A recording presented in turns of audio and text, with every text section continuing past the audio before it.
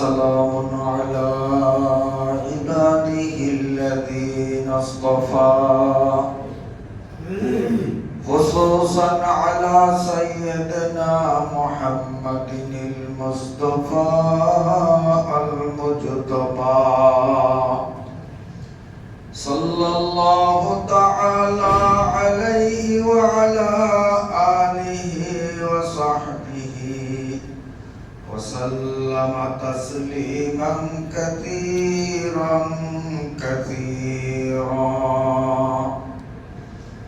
إن الله وملائكته يصلون على النبي يا أيها الذين آمنوا صلوا عليه وسلموا تسليما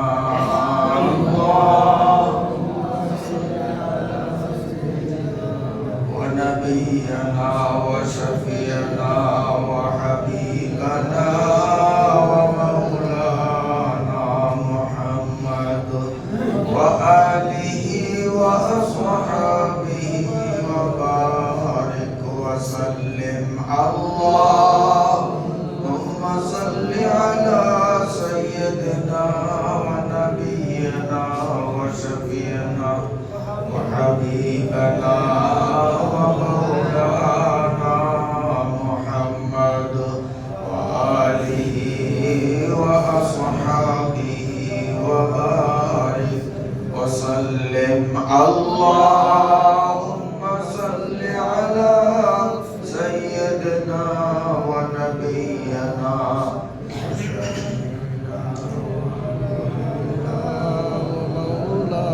وآله وأصحابه وبارك وسلم بلغ العلا بكماله كشف الدجى بجماله حسنت جميع خصاله صلوا عليه وآله أما بعد فأعوذ بالله من الشيطان الرجيم بسم الله الرحمن الرحيم فيها سرر مرفوعة وأكواب موضوعة ونمارق مصفوفة وزرابي مبثوثة أفلا ينظرون إلى الإبل كيف خلقت وإلى السماء كيف رفعت وإلى الجبال كيف نصبت وإلى الأرض كيف سطحت فذكر إنما أنت مذكر لست عليهم بمسيطر إلا من تولى وكفر فيعذبه الله العذاب الأكبر إن إلينا إيابهم ثم إن علينا حسابهم صدق الله مولانا العظيم محترم مكرم সম্মানিত সভাপতি মুসলিয়ান کرام মহান আল্লাহ পাকের দরবারে শুকরিয়া যিনি আমাদেরকে সালাতুল জুমা সমাপনের উদ্দেশ্যে সময় মতো সুস্থ শরীরে আল্লাহর ঘরে আসার তৌফিক দান করলেন আলহামদুলিল্লাহ। আমরা ধারাবাহিক তাফসীরে 26 আয়াত বিশিষ্ট সূরাতুল আল-গাশিয়া 12 নম্বর আয়াতে গত সপ্তাহে পৌঁছে আলোচনা শেষ করেছিলাম। আজ 13 নম্বর আয়াত থেকে সূরার শেষ পর্যন্ত তিলাওয়াত করেছি। আল্লাহ রাব্বুল আলামিন যদি তৌফিক দান করেন, আলোচ্য আয়াতগুলোর বিষয়ভিত্তিক আলোচনা উপস্থাপনের মনোনিবেশ করছি ইনশাআল্লাহ তাআলা। সূরার শুরুতেই কিয়ামতের দিন কাফের, বেঈমান তথা পাপিষ্ঠ জাতিদের ভয়াবহ পরিণতির কিঞ্চিত আলোচনার সাথে সাথে আল্লাহ রাব্বুল আলামিন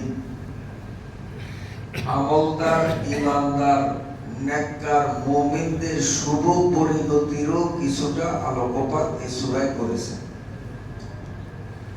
যাতে করে মানুষ গর্হিত কাজ, শরীয়ত বিবর্জিত নিয়ম নীতি পরিহার করে ঈমান ও আমলে উৎসাহিত হয়, পারলৌকিক জীবনের বিশ্বাস মনে বদ্ধমূল করে নিজেকে সৎ মানুষে পরিণত করতে পারে। এজন্য আল্লাহ রাব্বুল আলামিন ঈমানদারদের শুভ পরিণতি সম্পর্কেও এখানে আলোচনা করেছেন।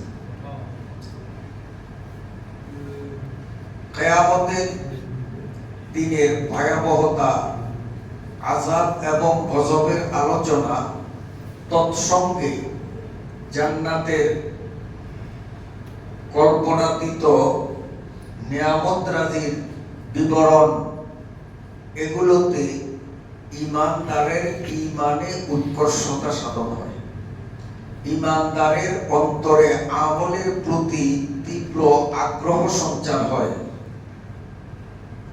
যদিও এসব আলোচনায় কাফেরদের কুফরির মাত্রাই কেবল বৃদ্ধি পায়। আল্লাহ রাব্বুল আলামিন আজকের আলোচ্য আয়াতে জান্নাতের যে নিয়ামতের আলোচনা করেছেন, তিনি বলেন ফিহা সুরুরুম মারফুআ, তথায় রয়েছে সমুন্নত আসনসমূহ। জান্নাতের মধ্যে জান্নাতীদেরকে বসার জন্য যে আসন দেবেন, এই আসনগুলো আল্লাহ বলেন সমুন্নত, অনেক উঁচা। কত উঁচা? কত উঁচা? যে ওর নিচ থেকে বসার স্থান পর্যন্ত এর উচ্চতা হবে 500 বছরের রাস্তা।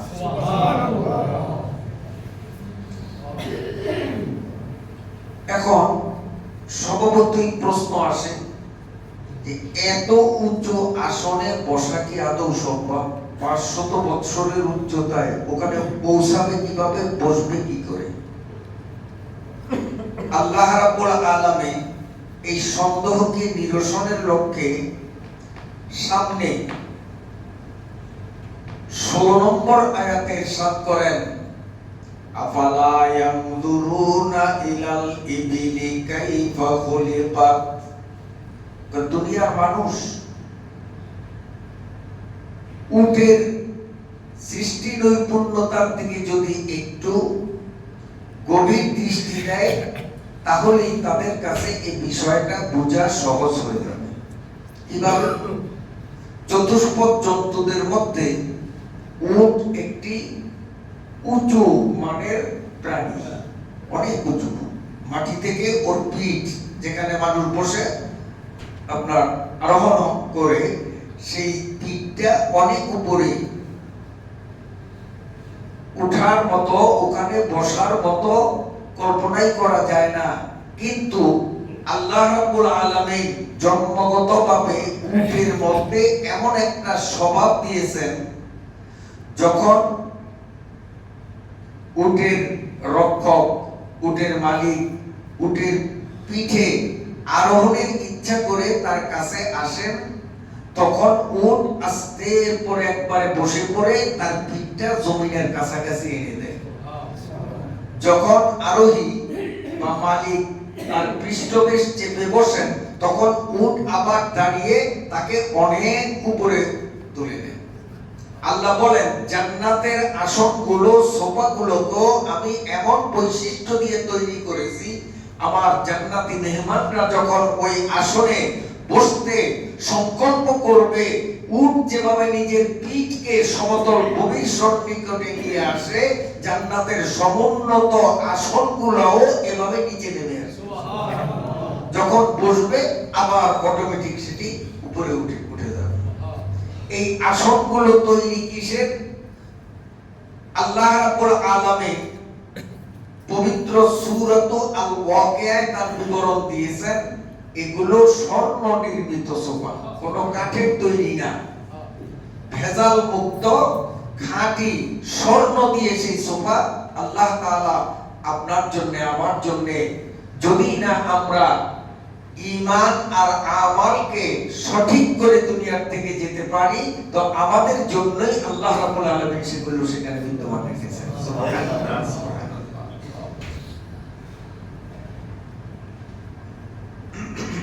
আমরা সাধারণত লক্ষ্য করলে দেখি যারা একেবারে নিম্ন স্তরের, তাদের বসার আসন হলো খোলা মাটিতেই তারা বসে, মাটিতেই শোয়, মাটিতেই, তাদের এর বাইরে কোনো আরাম উপভোগ করার মতো কোনো উপকরণ নেই। রাস্তার পাশে গরিব দুঃখী যারা থাকে, আরেকটু অবস্থা সম্পন্ন যারা মোটামুটি একটু সামাজিক অবস্থানে আছে কিন্তু তাও নিম্ন স্তরের, তাদের একটা বসার স্থান হয় কি, যে 1 ইঞ্চি মোটা, হয়তো 1 হাত সোয়া হাত একটা তক্তা, এর নিচে 2 পাকার 2টা টুকরা, 2 মাথায় তার কাটা বা পেরেকের জয়েন্ট দিয়ে এটাকে ফিরি হিসাবে তৈরি করে মাটির থেকে 1.5 থেকে 2 ইঞ্চি উচ্চা মাত্র ওতে বসে। আরেকটু ধনী যারা, আরেকটু সামাজিক, তারা কি করে, তারা হাতাবিহীন চেয়ার ওই ফিরির থেকে আনুমানিক 1 হাত সোয়া হাত উঁচা, এইভাবে যখন এই ধাপে ধাপে মানুষের মান মর্যাদা অবস্থানের উন্নতি ঘটে, তার আসনের উন্নতির অবস্থাটাও ওই তুলনায় উপরের দিকেই উঠতে থাকে। একটা মঞ্চ, আপনার সভায়, সেমিনারে যারা সম্মানী অতিথি তারা থাকবে মঞ্চের উপরে, আর যারা সাধারণ তারা থাকবে মঞ্চের নিচে সমতল ভূমিতে, সম্মানী হিসাবে তাদের আসন উঁচা। আল্লাহ তাআলা বলেন আমার জান্নাতি মেহমানরা আমি আল্লাহর দৃষ্টিতে এত মর্যাদা সম্পন্ন যে এদেরকে দুনিয়ার সোফার মতো কাঠের সোফা 1.5-2 হাত উঁচু সোফায় বসালে তাদের মর্যাদা ঠিক থাকে না, এই জন্য আমি তাদের জন্য তৈরি করেছি ওয়াসুরুরুম মারফুআ, 500 বছরের উঁচু উঁচু স্বর্ণের দ্বারা তৈরি সোফা তাদের জন্য আমি তৈরি করেছি। তো জান্নাতের এই স্বর্ণের সোফায় বসতে মন চায় না আমাদের? সেখানে বসে আমরা সম্মানিত হব, আরাম বোধ করব। এই জান্নাতের স্বর্ণের চেয়ারে জান্নাতে ঢোকার সাথে সাথে সর্বপ্রথম তাদেরকে বসার জন্য চেয়ারগুলো দেওয়া হবে, সোফাগুলো দেওয়া হবে। জান্নাতের এই স্বর্ণ নির্মিত সোফায় যদি বসতে হয়, তো প্রাথমিকভাবে এই দুনিয়াতে যতদিন থাকবো স্বর্ণ সম্পর্কিত শরীয়তের যে বিধান, সেই বিধান আমাকে মানতে হবে। যদি না আমরা জান্নাতের সেই স্বর্ণের সোফা আশাবাদী হই। স্বর্ণ সম্পর্কিত শরীয়ী বিধান হলো পুরুষদের জন্য স্বর্ণের যে কোনো ধরনের অলংকার ব্যবহার সম্পূর্ণ নিষিদ্ধ, হারাম। ক্ষণিকের জন্য কোন পুরুষকে স্বর্ণের তৈরি অলংকারের বৈধতা শরীয়তে নেই, সম্পূর্ণরূপে হারাম। অথচ এই কথাটা আমাদের সকলের জানা থাকা সত্ত্বেও বহু জায়গায় আমরা দেখি বিয়ের অনুষ্ঠানে মেয়ে পক্ষের তরফ থেকে স্বর্ণের চেইন গিফট করে নতুন দুলাকে তার গলদেশে পরিয়ে দেয়, গলায় পরিয়ে দেয়। যে হয়তো 5 মিনিট 7 মিনিট গলায় রাখলো, তারপরে সেটাকে খুলে নিল। আর যারা স্বর্ণের চেইন ব্যবহারে অভ্যস্ত তাদের তো খোলার প্রশ্নই নেই। এই যে 5 মিনিট 7 মিনিট 2 মিনিট 1 মিনিট যেই টাইমটাই স্বর্ণের চেয়ার দুলার গলায় পরানো হলো, এটা সম্পূর্ণরূপে শরীয়তের দৃষ্টিকোণ থেকে অবৈধ এবং হারাম কাজ করা হলো। জান্নাতের স্বর্ণের চেয়ার কপালে জুটবে না। পুরুষের জন্য স্বর্ণের যে কোনো ধরনের অলংকার 1 সেকেন্ডের জন্য ব্যবহারের অনুমতি ইসলামে নাই, সম্পূর্ণরূপে হারাম। হ্যাঁ, বরকে যদি স্বর্ণের চেইন আমার গিফট করতেই হয়, গিফট করা জায়েজ আছে, যদি না সেখানে দুই তরফ থেকে আগের থেকেই কথাবার্তা ফাইনাল না থাকে যে এত আনা, এত ভরি, এই ওজনের, এই দামের, এত গ্রেড স্বর্ণের এই চেইন দিতে হবে। এই যদি আগের থেকে এমন দুই তরফ থেকে কথা বলা বলি হয়, তো ওইটাও হারাম। ওইটা গিফট নয়, ওইটা হবে যৌতুক। এটা হবে যৌতুক। আর যৌতুক গ্রহণ করা হারাম। যেমন নিজের মল মূত্র, নিজের পায়খানা, নিজের পেশাব খাওয়া যেমন হারাম, শ্বশুর পক্ষ থেকে জামাইয়ের জন্য যৌতুকের পণ্য গ্রহণ করা একই রকম হারাম। এতে কোনো ব্যবধান নেই, পায়খানা খাওয়ার সমান। শ্বশুর থেকে যৌতুক নিল না যেন হাগু করে নিজের মল নিজেই রক্ষণ করলো, নাউজুবিল্লাহ। অথচ যৌতুকের সরাসরি আমাদের সমাজে ব্যাপক, কি ধনী কি গরিব, কি শিক্ষিত কি অশিক্ষিত, এই যৌতুকের গজবের বাতাস এতটাই প্রবল, আল্লাহ মাফ করুক, অনেক আলেম ছেলেদের বিয়ে মজলিসেও দেখা যায় সেখানেও যৌতুক নিয়ে অনেক বাড়াবাড়ি হয়। আলেমের গায়ে পর্যন্ত, কারণ সমাজ এতটাই আমরা দূষিত করে ফেলেছি। আল্লাহ আমাদেরকে হেফাজত করুন। হ্যাঁ, ছেলে পক্ষ থেকে মেয়ে পক্ষের কাছে কোনো দাবি দেওয়া নাই, কিচ্ছু নেই। সে চায় খুশি হয়ে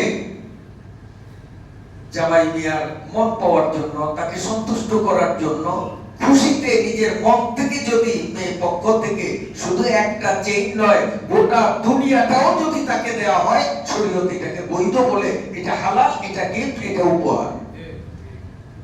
আর যদি ছেলে পক্ষ থেকে মেয়ে পক্ষকে বাধ্য করে 1 টাকা দামের একটা সোনামুখী সুইও যদি উসুল করা হয়, ওটা হবে নিজের পায়খানা খাওয়ার সমান। ওটা যৌতুক। যৌতুক সম্পূর্ণরূপে হারাম। যৌতুকের বৈধতার কোন সূরত ইসলামী শরীয়তের মধ্যে নেই। হ্যাঁ, এখন আপনি উপহার হিসাবে যদি জামাইকে চেইন দিতে চান, জায়েজ আছে, সমস্যা নাই। আপনি প্যাকেট তার হাতে দেন, অথবা চেইনটা খুলেই তার হাতে দেন, সে হাতে নিল, গ্রহণ করলো যে হ্যাঁ আপনার উপঢৌকন, আপনার গিফট আমি গ্রহণ করলাম। সে গ্রহণ করলো, পকেটে নিল। এরপরে সেটা বিক্রি করুক, এটা তার স্ত্রীকে দেখ, এটা তার মাকে দেখ, এটা তার বোনকে দেখ, অথবা এটা তার ইচ্ছাধীন, যা খুশি তাই করুক। এ ব্যাপারে যিনি দাতা তার কোনো আপত্তি থাকতে পারবে না, কারণ যাকে গিফট করলাম এখন এটা সে সম্পূর্ণরূপে মালিক, এটা তার স্বত্বাধিকারী। তার খুশি মাফিক যা ইচ্ছা সে তা করতে পারবে, সেখানে আমার বলার কিছু থাকবে না। তাহলে বোঝা যাবে যে এটা সত্যি আমি তাকে গিফট করব। এ হলো পুরুষদের বেলায়। নারীদের বেলায় স্বর্ণের বিধান তাদের শোভা বৃদ্ধির জন্য, সৌন্দর্যতা ফুটিয়ে তোলার জন্য নারীদেরকে স্বর্ণের অলংকারের ব্যবহার অবাধে ইসলাম দিয়েছে। যত পরিমাণ মাথায়, গলায়, নাকে, কানে, হাতে, পায়ে যথা ইচ্ছা তথায় তারা স্বর্ণের অলংকার ব্যবহার করতে পারবে। তবে এক ব্যক্তির মনোরঞ্জনের জন্য, এক ব্যক্তিকে নিজের সৌন্দর্যতা দেখাবার জন্য সেই ব্যক্তিকে ওয়ালা ইউবদিনা যিনাতাহুন্না ইল্লা লিবুউলাতিহিন্না পবিত্র কোরআনুল কারীমের 18 নম্বর পারার সূরা নূরের মধ্যে আল্লাহ তাও ক্লিয়ার করে দিয়েছেন একমাত্র স্বামীর মনোরঞ্জনের জন্য স্বর্ণের অলংকার ব্যবহারের অধিকার ইসলাম নারীকে দিয়েছে, পরপুরুষের চক্ষু শীতলের জন্য নয়। অথচ আজকের সমাজে এতটাই আমরা নিম্নে চলে গেছি, স্বামী বেচারা খেয়ে না খেয়ে অনেক কষ্ট ক্লেশ উপেক্ষা করে স্ত্রীকে স্বর্ণের অলংকার বানিয়ে দিল। স্ত্রী ভুলেও কোনোদিন ওই অলংকার ব্যবহার করে নিজেকে স্বামীর সামনে উপস্থাপন করে না, ওটাকে সুরক্ষিতভাবে কৌটা ভরে কৌটাকে আবার সুকেসের মধ্যে রেখে আবার ভিন্ন একটা কাপড় দিয়ে ওটাকে ঢেকে রেখে বছরের পরে বছর ওখানেই পড়ে থাকে।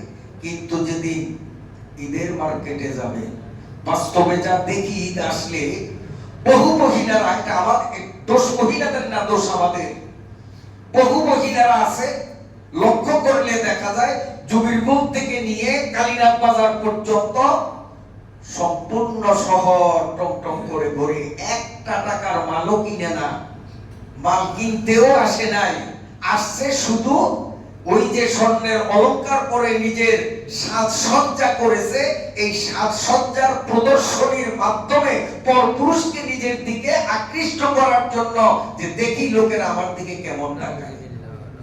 শুধু নিজের সৌন্দর্যতায় পরপুরুষকে আকৃষ্ট করার জন্য ভোলায় আসে হাজার হাজার মহিলাদেরকে ঈদের সময় দেখা যায় একটা টাকা মাল কিনে না।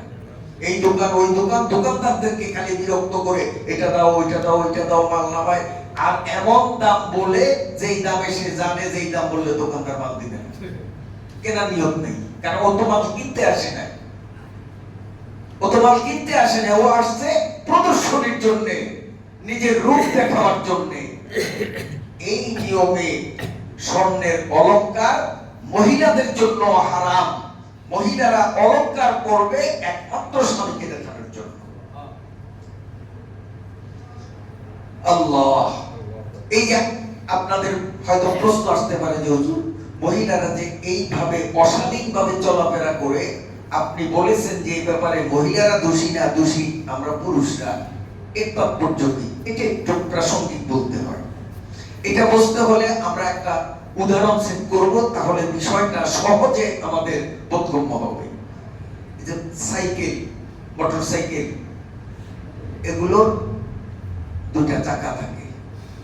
আমরা লক্ষ্য করলে দেখব এই চাকার মধ্যে উল্লেখযোগ্য দুইটা পার্ট, একটা হলো টায়ার, ওর ভিতরে আছে আরেকটা টিউব।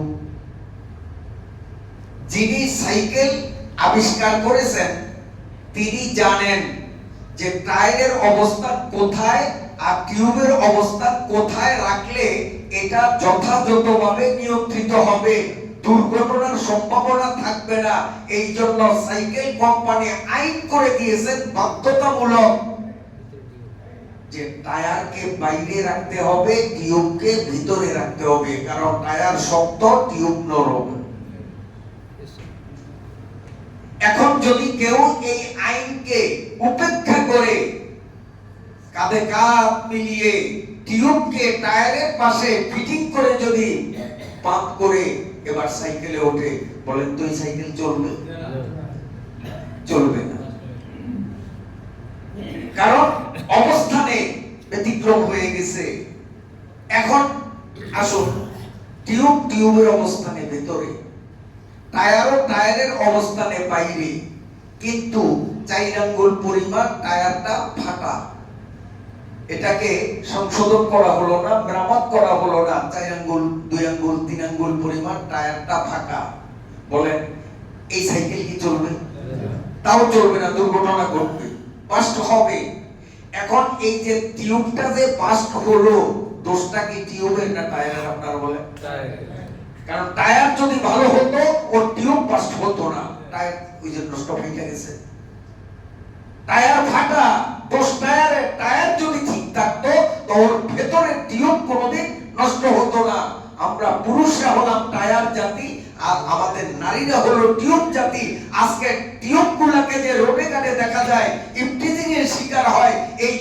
মোটেও আমি নারীদেরকে দায়ী করব না, কারণ সম্পূর্ণ দায়ী আমরা পুরুষরা। আমরা বাবা নামক টায়ার, ভাই নামক টায়ার, স্বামী নামক টায়ার গুলো সব ফেটে গেছি, আমরা ঠিক নাই, যার কারণে আমাদের টিউব গুলোকে এইভাবে রাস্তায় দেখা যায়। এজন্য আমরা সংশোধন হতে হবে, দোষ আমাদের। আমরা আমাদের নারী জাতিকে তাদের সম্ভ্রম, তাদের ইজ্জত, তাদের সম্মানকে অক্ষুণ্ণ রাখার জন্য শরীয়তের বিধান মোতাবেক তাদেরকে আমরা পরিচালনা করি। আল্লাহ তাআলা আমাদের সমাজকে শরিয়া ভিত্তিক সমাজ হিসাবে কবুল ফরমান। আল্লাহ জান্নাতের সে আলা সুরুরে মারফুআর মালিক আমি আপনি যাতে হতে পারি, আল্লাহ আমাদেরকে এমন একটা সমাজ উপহার দেন। আমিন আমিন। এরপরে 14 নম্বর আয়াতে আল্লাহ বলেন ওয়া আকওয়াবুম মাওদুআ। আকওয়া কূপের বহু বচন। কূপ শব্দের অর্থ হলো পান পাত্র, গ্লাস, মগি, বাটি, যেগুলো দিয়ে পানি পান করা হয়। আকওয়া পানপত্রগুলো, মাওদুআ সংরক্ষিত। জান্নাতে রয়েছে সংরক্ষিত অসংখ্য পানপাত্র। মানে সংরক্ষিত মানে পানির অবস্থান যেখানে, পানি পান করার গ্লাস, বাটি, মগিও সেখানে সংরক্ষিত। এই আয়াতের মাধ্যমে গোটা মানব জাতিকে আল্লাহ একটা সামাজিক শিষ্টাচারের প্রশিক্ষণ দিতেছে, যে জান্নাতের বৈশিষ্ট্য হলো পানি যেখানে, পাত্রগুলো সংরক্ষিত, পানি পান করার পাত্রগুলো সেখানে সংরক্ষিত। ঠিক দুনিয়ার সমাজেও যদি তোমরা শান্তির বিধান করতে চাও, তাহলে তোমাদের নিত্য ব্যবহারিক দ্রব্যগুলো যেটা যেখানে রাখার সেটাকে সেখানেই সংরক্ষিত রাখতে হবে। জগ হলো এখানে, গ্লাস হলো ও জায়গায়, পানি পান করতে সেখানে সমস্যা। পাত্র হলো এখানে, তোয়ালে বা গামছা এটা ভাঁজ করে রাখলাম ডয়ারে, সমস্যা। এই জন্য নিয়ম হলো যে নিত্য প্রয়োজনীয় দ্রব্যাদি যেটাকে যেখানে রাখা সেটাকে ব্যবহারের পর ওখানেই রাখা, অন্যত্রে সরিয়ে না রাখা। কারণ আমি যে সরিয়ে আরেক জায়গায় রাখলাম, পরবর্তীতে আরেকজন যখন আসবে তার তো সমস্যার সম্মুখীন হতে হবে। এজন্য আল্লাহ বলেন জান্নাতে এমন বিশৃঙ্খল হবে না। জান্নাতে ওয়াবুম মাওদুআ পাত্রগুলো সংরক্ষিত থাকবে, পানি যেখানে সেখানে। সংখ্যা কত? এক বর্ণনা মতে সংখ্যা হবে 70,000। একজনের জন্য 70,000 গ্লাস শরবত, মধু। এভাবে সাহাবায়ে ইকরাম জিজ্ঞেস করলেন, ইয়া রাসূলুল্লাহ, এত গ্লাস শরবত করবে কি? নবী বললেন, সব পান করবে, খাবে, কে সব সাবান করবে? সাহাবীরা বললেন, তাহলে বুঝছি নবী যে এক একজনের পেট হবে মনে হয় নদীর মতো, নইলে এত শরবত রাখবে কোথায়? নবী আলাইহিস সালাতু ওয়াস সালাম জানাইলেন যে দেখো, মানুষের পেট যদি অস্বাভাবিক আকৃতিতে বড় হয়, ওই মানুষ দেখতে অসুন্দর হয়, ভালো দেখা যায় না।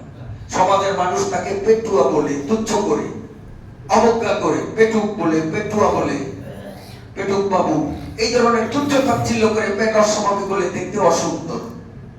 স্বাভাবিক পেট থাকলে সুন্দর। জান্নাতে কোনো অসুন্দর মানুষের স্থান নাই, জান্নাতের প্রতিটি মানুষ সুন্দর। তো নবীজি বললেন যে পেট যদি নদীর মতো বড় হয়, তো সেই মানুষটা তো অসুন্দর হবে। জান্নাতের কোনো মানুষ অসুন্দর হবে না, পেট স্বাভাবিক থাকবে। তো সাহাবায়ে কেরাম জানতে চাইলেন, তো এই স্বাভাবিক পেটের মধ্যে 70,000 গ্লাস শরবত কি করে ঢুকাবে, রাখবে কোথায়? খাওয়া কি আদৌ সম্ভব? নবী আলাইহিস সালাতু ওয়াস সালাম তখন জবাবে বললেন যে দেখো, জান্নাতীরা যখন এই 70,000 গ্লাসের এক গ্লাস মুখে হাতে নেবে, মুখে দিয়ে যখন পান করবে, গ্লাসে শরবত রয়ে যাবে, কিন্তু তার পেট ভরে যাবে।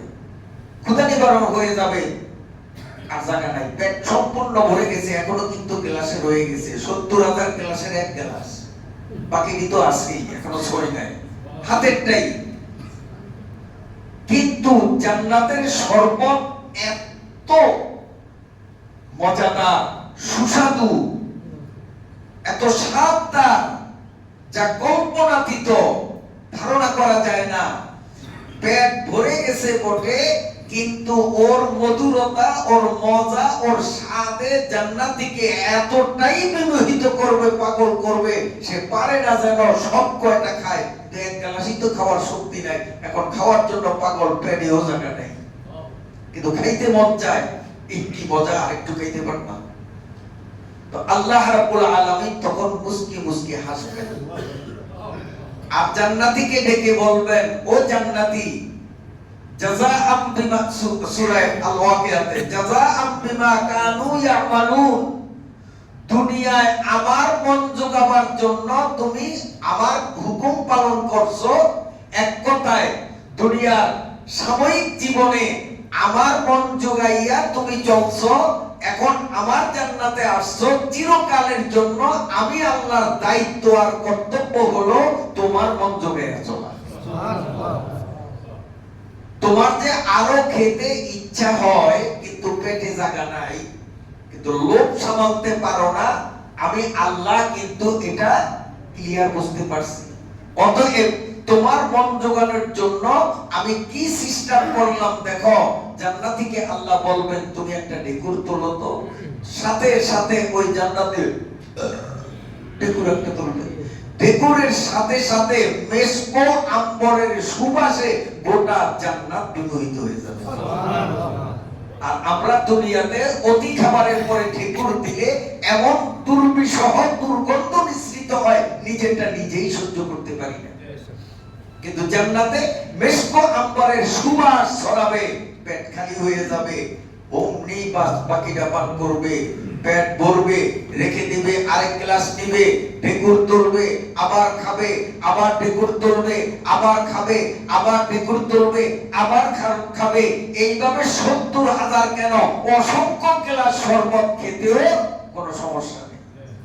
ওয়া আকওয়াবুম মাওদুআ। আজকে 12 নম্বর এবং 13 নম্বর, 13 নম্বর এবং 14 নম্বর মাত্র 2 আয়াতের বিষয় ভিত্তিক আলোচনা করেছি। ইনশাআল্লাহ বাকিটা আগামী সপ্তাহে আল্লাহ যদি তৌফিক দান করেন, যাদের সুন্নত